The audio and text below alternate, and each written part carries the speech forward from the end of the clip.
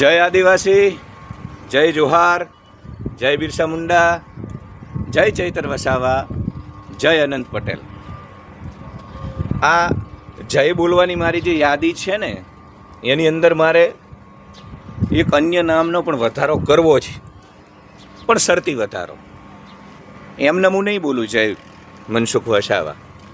જય મનસુખ વસાવા હું એ દિવસે બોલીશ જે દિવસે મનસુખ વસાવા મુખ્યમંત્રીને પત્ર લખે, આપણા હૃદય સમ્રાટ, આપણા પોતિકા, આપણા પ્રાણથી વધુ પ્રિય ચૈતરભાઈ વસાવાને છોડાવવામાં.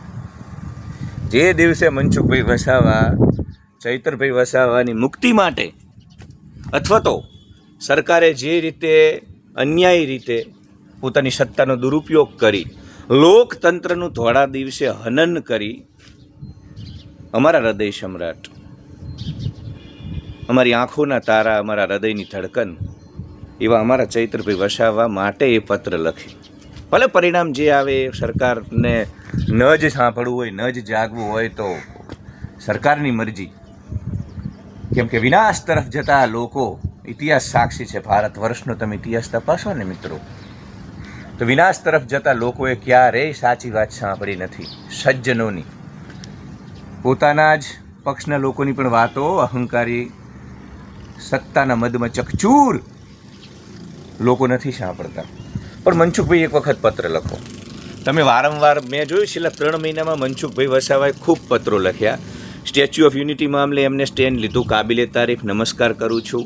તમે સ્ટેચ્યુ ઓફ યુનિટી ડિમોલિશનમાં જે ઘર વિહોણા આપણા પરિવારના લોકો થયા, એમના માટે તમે જે પત્ર લખ્યો સરકારશ્રીને, તમને નતમસ્તક છું હું. પછી મનરેગા ભરૂચના કૌભાંડ મામલે પણ ખૂબ સારું સ્ટેન્ડ લીધું મનસુખભાઈ વસાવાએ. એને લઈને પણ હું એમની સરાહના કરું છું. જો સાચી વાતમાં આપણે, એ ભલે કોઈ પણ પક્ષનો માણસ હોય, પણ સત્ય પડખે રહેવાની કોશિશ કરે, સત્ય માટે જીવવા મરવાની જેની અંદર તીવ્રતા હોય, એ દરેક માણસનું સરાહના તો આપણે કરવી પડે. એ માત્ર બીજેપીમાં છે એટલે આપણે એમને ગાળો જ દીધા કરવી.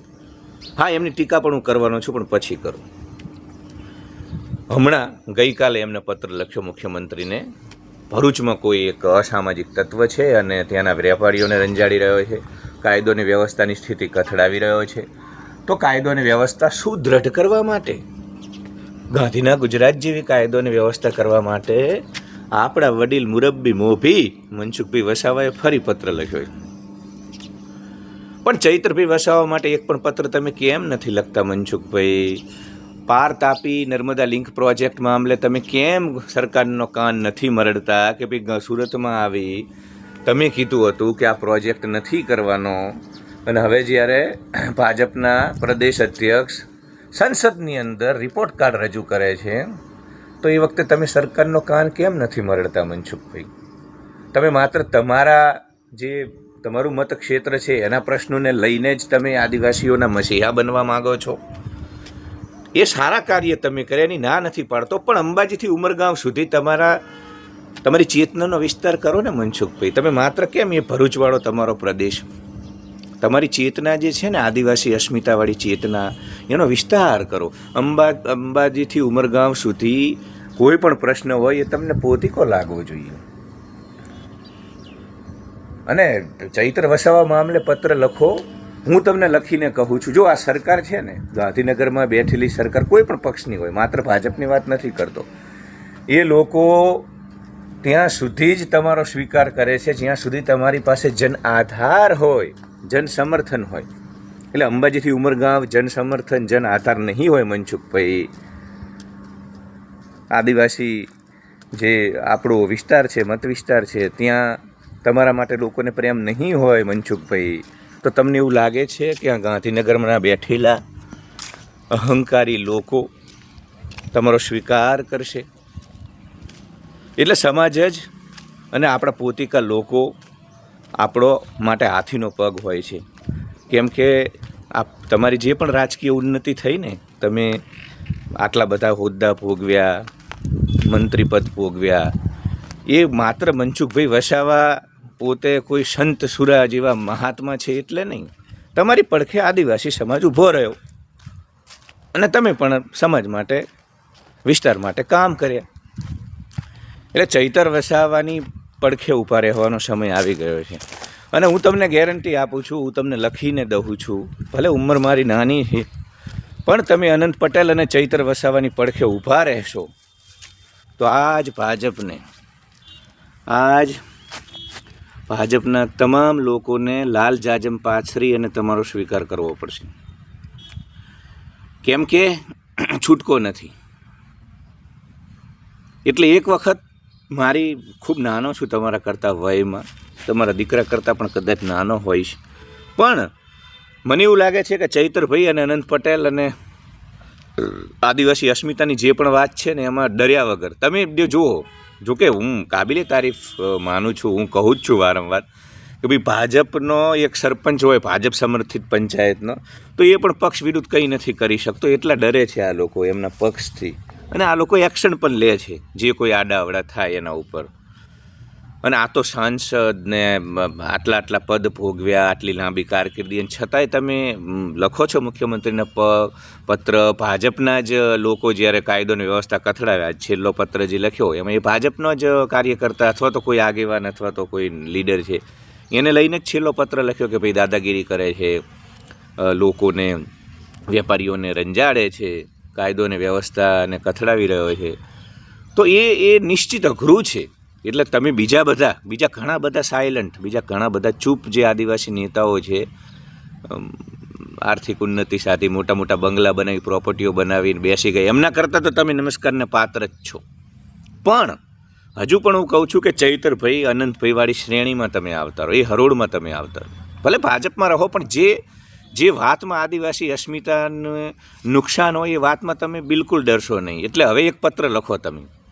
અમારી અંબાજીથી ઉમરગાંવ અને આખા ગુજરાતની જનતાની જે પણ લોકો ચૈતરભાઈ વસાવાને હૃદય સમ્રાટ માને છે, આદિવાસી અસ્મિતા માટે જીવવા મરવાવાળા અમે તમામ લોકો તમને હૃદયપૂર્વક અપીલ કરવી છે કે એક પત્ર લખો તમે કે ભાઈ ચૈતરભાઈને છોડી દે સરકાર. કેમ કે મને ને તમને બધાને ખબર છે કે એવો કોઈ ગુનો એ માણસે નથી કર્યો. જળ જમીન જંગલ બચાવવા માટે એ તમને પ્રશ્ન પૂછે, તમારો કાન મરડે સરકારનો, તો આ રીતે જેલમાં નાખી દેવાનો.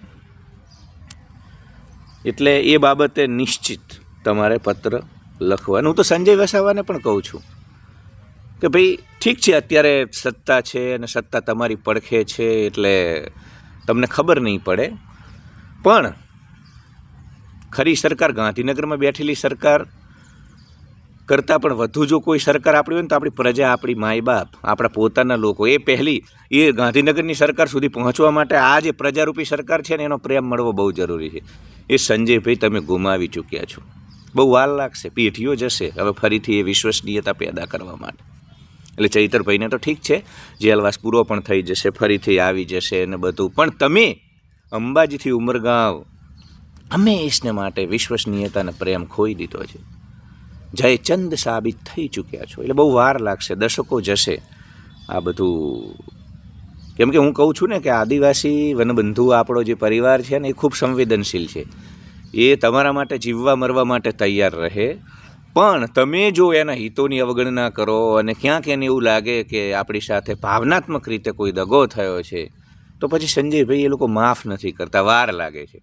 કેમ કે જે સાચા માણસો હોય ને અંદર બાર એક જેવા, એ તરત તમે એમને બદલી ન શકો સત્તાના સમીકરણોમાં. એટલે ચૈતરભાઈને છોડાવવા માટે મનસુખભાઈ એક પત્ર લખો તમે. એટલા બધા લોકો ભૂલશે નહીં. આપણા વનબંધુ, આપણા આદિવાસી, આપણો જે પરિવાર છે ને મનસુખભાઈ, એ કૃતજ્ઞતાવાળા લોકો છે. કૃતજ્ઞતાવાળા લોકો એટલે કે જે કરેલો ઉપકાર ન ભૂલે. થોડુંક પણ એમના માટે જીવો ને, એ તમારા માટે આખું પોતાનું સર્વસ્વ ન્યોછાવર માટે તત્પર હોય છે. એવી આપણી પ્રજા, એવા આપણા લોકો, એવો આપણો પરિવાર, એના માટે જીવો ને. અને એના માટે જીવશો તો આ ગાંધીનગરવાળાને તમને જખ મારીને હંમેશા મંત્રીપદ પણ આપવું પડશે અને ટિકિટ પણ આપવી પડશે. એમની પગચંપી કરવામાં રહેશો ને તો તમને કાપશે. આ લોકોનો નિયમ જ છે. જે લોકો એમની પગચંપી કરે, એમનું તુષ્ટિકરણ કર્યા કરે, એમનો છેદ ઉડાડે છે. તમે પ્રજાની પડખે રહો. અંબાજીથી ઉમરગાંવના લોકોનું જે હિત છે ને એને બિલકુલ ન ભૂલશો. એટલે આ લોકોને તો તમને તમારી જે રાજકીય કારકિર્દી છે ને એ વધુ સોળે કળાએ ખીલશે. એટલે બસ મારા વિડીયો બનાવી એટલું જ કહેવું હતું કે ભાઈ તમે પત્ર લખો તો સારી વાત છે, અને તમારી ભૂમિકા પણ આદિવાસી હિત માટે અન્ય ચૂપ બેઠેલા મારો ઈશારો સમજજો. ઘણા આદિવાસી નેતાઓ ચૂપ બેઠા છે ભાઈ. એ બધા કરતાં તમારી ભૂમિકા તો વંદનને પાત્ર છે, પણ હજુ પણ અમે અપેક્ષા રાખીએ છીએ કે તમે એક વખત ભાજપને બાજુમાં રાખી, તમારા પદ પ્રતિષ્ઠાને બાજુમાં રાખી, એક વખત તમે મુખ્યમંત્રીને ચૈત્ર વસાવાની મુક્તિ માટે અને પાર તાપી નર્મદા લિંક પ્રોજેક્ટ મામલે પત્ર લખી દો. ભાઈ શું છે આ બધું? એક વખત કાન મરડો, હજુ એક વખત કાન મરડો, પછી ચૂપ થઈ જજો. પછી અમે તમને નહીં કશું પણ કહીએ, સરકારની સામે બાયો ચડાવવા નહીં કહીએ, આંખ કાઢવા માટે પણ નહીં કહીએ. એક વખત ચૈત્ર વસાવવા માટે, કેમ કે વર્ષો બાદ કોઈ એક એવો યુવાન, એક એવો આદિવાસી નેતા આપણી વચ્ચે આવ્યો છે, એને ગુમાવવા આપણને પોષાય એમ નથી મનસુખભાઈ. અને અંબાજીથી ઉમરગામ વચ્ચે અનેક બેઠકો છે, અનેક ધારાસભા સાંસદ સભા ક્ષેત્ર છે. ચૈતરભાઈ કે અનંત પટેલ કંઈ બધી બેઠકો ઉપર નથી રહેવાના. તમને પણ સત્તામાં રહેવાનો મોકો તો મળશે જ, અને વધુ સારી રીતે મળશે. તો એક તમારા દીકરા તરીકે, આ એક પરિવારના સભ્ય તરીકે મારી આટલી વાત માનો. ચૈત્ર વસાવાની મુક્તિ માટે એક પત્ર સીએમ ભૂપેન્દ્ર પટેલને લખી દો કે હે ભૂપેન્દ્રભાઈ પટેલ, અમારા હૃદય સમ્રાટ ચૈત્ર વસાવાને મુક્ત કરો, નહીં તો અંબાજીથી ઉમરગાંવ સુધી મતપેટીઓમાંથી અમારો પરિવાર તમને હંમેશને માટે મુક્ત કરી દેશે. ધન્યવાદ. Love you all. Like, share and subscribe.